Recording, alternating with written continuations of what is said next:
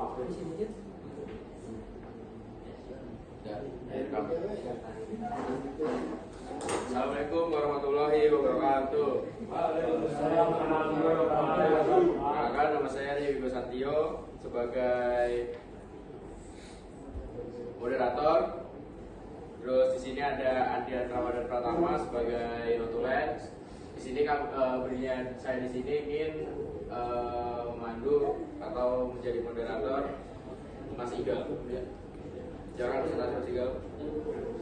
Sebelumnya, perkenalkan saya dulu dari Bagus Maulana. Di sini saya ingin presentasikan presentasi saya berjudul transformasi media pembelajaran teknik mesin di era industri 4.0 dan society 5.0. Jadi yang melatar belakangi materi tersebut adalah yang pertama, vokasi menyiapkan SDM atau sumber daya manusia yang terampil dan bisa kerja. Yang kedua adalah era digital yang menuntut inovasi pembelajaran. Yang selanjutnya adalah media profesional belum sesuai dengan dunia industri. Dan selanjutnya transformasi menuju media digital dan interaktif.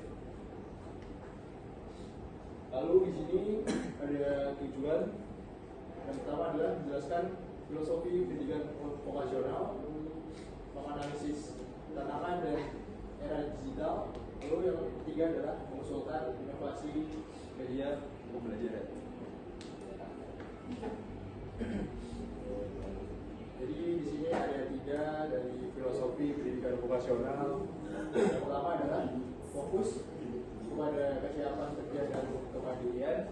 Yang kedua, hubungan hard skills dan soft skills. Dan yang terakhir adalah kurikulum wajib relevan dengan industri. Dan apa sih tantangan dari era industri 4.0 dan society 5.0? Yang pertama adalah integrasi teknologi digital dalam pengajaran. Dan yang kedua adalah guru yang harus menguasai tech atau technological pedagogical content knowledge yang mengintegrasikan pengetahuan teknologi, pedagogi, dan subjek. Dan yang terakhir adalah media yang harus mendorong kreativitas dan kolaborasi.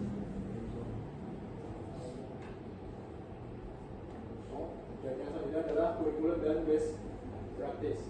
Kurikulum pendidikan vokasional dituntut untuk multidimensi dan kompleks, melampaui sekadar pencapaian di sekolah. Dan prinsip utamanya adalah pengembangan kurikulum vokasional adalah memastikan kurikulum tersebut membekali siswa dengan keterampilan dan pengetahuan yang dibutuhkan untuk sukses di dunia kerja.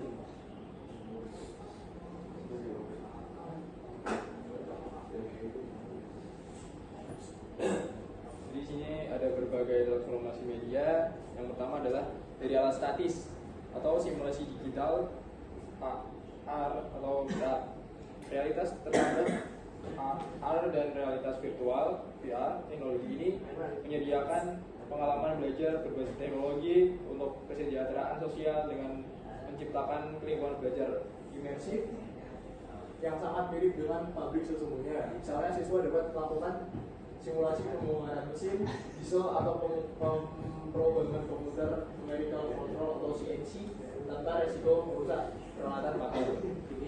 Yang kedua, simulasi berbasis data, yaitu digital switch untuk mata kuliah menggunakan media untuk simulasi digital atau pembanding digital dari mesin pabrik. Ini memungkinkan siswa untuk menganalisis data result, memprediksi kegagalan, dan mengambil keputusan menentukan. Jadi pengalaman ini membangun kapasitas variatif dan kemampuan strategis yang penting untuk kinerja yang efektif. Yang terakhir adalah media melatih berpikir kritis dan kerja tim.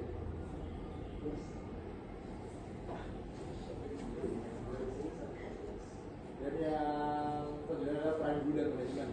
Jadi di era industri 4.0 ini teman-teman, guru itu dituntut untuk pengembangan kompetensi guru yang meliputi kerangka kerja, TPEC, teknologi pedagogi dalam content knowledge yang mengintegrasikan pengetahuan teori dan komponen subjek sekaligus dan menjelaskan bahwa masa depan pendidikan dipengaruhi oleh tren teknologi digital, pembelajaran personalisasi dan kolaborasi global.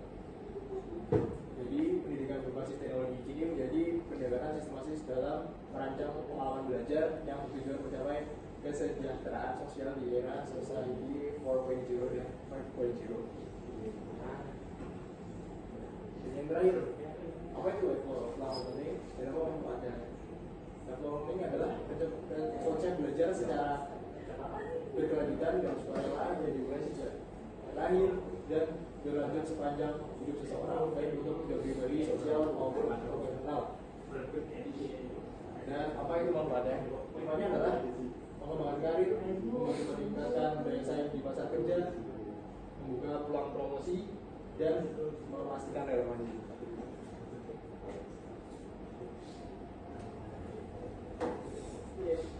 Oke, sudah di penghujung presentasi, mungkin ada pertanyaan. Baik, Mas Adit. Pertanyaan Mas Idul. Ya. Perkenalkan, nama saya Gita Setiawan Wibowo. Mengapa guru harus menguasai TPEC di era 4.0 dan society 5.0?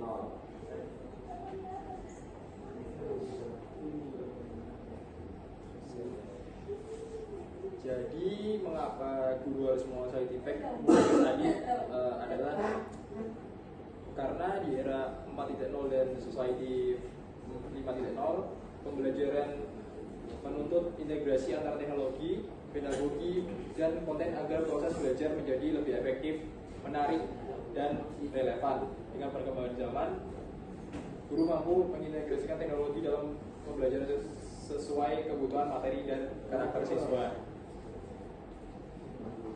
Oke, cukup Mas Adit, mungkin bisa. Oke, cukup Mas. Terima kasih banyak atas waktunya yang diberikan. Ya, sama-sama Mas. Apakah ada lagi yang bertanya? Mas Gida. Mas Gida.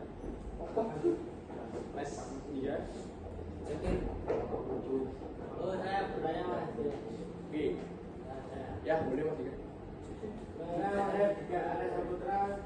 Ini merupakan 5.319. Coba jelaskan kenapa kurikulum pendidikan vokasional dituntut untuk bersifat multidimensi dan kompleks.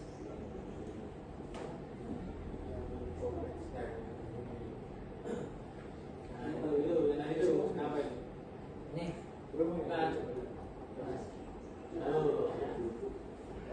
Izin menjawab ya Mas Dika. Jadi kurikulum pendidikan vokasional dituntut untuk multidimensi dan kompleks karena dunia kerja saat ini tuntut lulusan yang tidak hanya memiliki keterampilan teknis saja Mas Dika, tapi juga kompetensi sosial, komunikasi, manajerial, dan kemampuan berpikir kritis. Baik Mas Dika, mungkin bisa menjawab? Bisa Mas. Ya. Terima kasih. Ya, makasih Mas.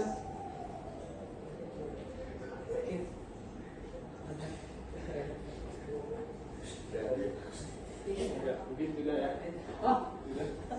Oke, Sudah.